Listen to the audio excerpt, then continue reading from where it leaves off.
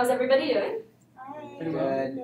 Good. So today we're going to use a tool, inferences, to give us more information about our characters and about their situations in a story. So can anybody tell me what an inference is? It's when you get the meaning out of something. Right, that's good. Okay, does anyone else have another idea of what an inference is? You're synthesizing a meaning from different pieces of information? Yeah, that's part of it. Anyone else? So an inference is when you take pieces of information in the text that aren't explicitly or outright stated that really give you information about a character. So look at your papers and flip to the side that has the short poem on it. Does anybody want to read that out loud? Yeah. What is this poem about? Like, what is happening in this poem? He's eating plums that aren't for him. Right. So he's eating plums that aren't for him. Do we know who he's writing about, who he's writing to? The person who was the owner of the plums, presumably. Right. Who's saving them for breakfast? Right. And probably, has access to nice spots. Right. So it's probably somebody that he lives with, right? Right. Do you really think he feels sorry about what he did? And if you do, then are there things in the text that tell you that? Or if you don't think that, what in the text tells you that? Well, he doesn't say sorry, so that would seem to be that he wasn't sorry. He just says forgive me. That's true. And anybody else? He does seem to give some sort of reasoning for, that could be some kind of apology. They were delicious, so sweet, so cold. Sounds like, I'm sorry, but I couldn't help myself. It's the tone you get from that, I think. Does anybody think differently?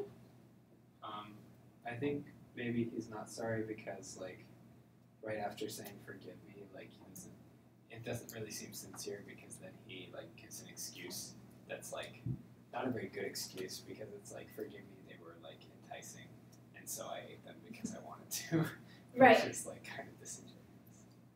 Yeah, so it's that line right here that says, "Forgive me, they were delicious, so sweet." Makes you sort of question whether he's really sorry because he's emphasizing how much he enjoyed it. So let's move on to the poem on the back.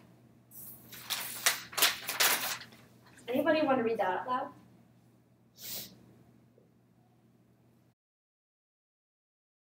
What is this poem about? Without us starting to analyze it or do anything, what is it literally saying? Well, abuelito means grandfather in Spanish, but it's more like a term of endearment, grandfather. Right, so now what can we say about the relationship between the poet and her grandfather? Grandfather cares about the poet a lot, or the narrator at least. Right, and where do you see that in the text? Tells me in Spanish, "You are my diamond." Tells me in English, "You are my sky." And the narrator seems to have fond memories of their grandfather's laugh and stuff like that. Right, laughing like the letter K. Good. And so, what do we know about the grandfather? Seems like a kind person, a loving person, Right. as Tyler mentioned.